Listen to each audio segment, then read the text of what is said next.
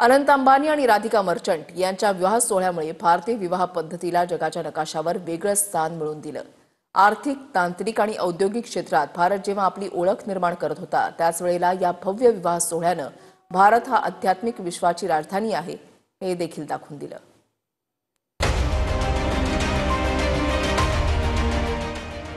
अनंत अंबानी आणि राधिका मर्चंट यांच्या विवाह सोहळ्यामुळे भारतीय विवाह पद्धतीला जगाच्या नकाशावर एक वेगळं स्थान मिळवून दिलं। देशातूनच नाही तर जगभरातील बड्या व्यक्तींनी या लग्नाला हजेरी लावली होती।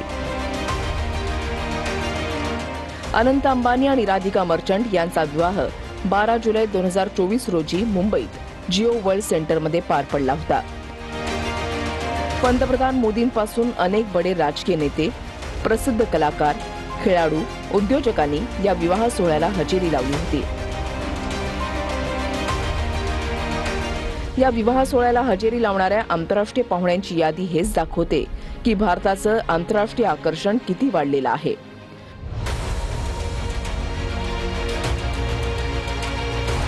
या लग्नात विविध वैदिक हिंदू परंपरांमधील धार्मिक आणि आध्यात्मिक गुरूंचा एक उल्लेखनीय मेळा होता।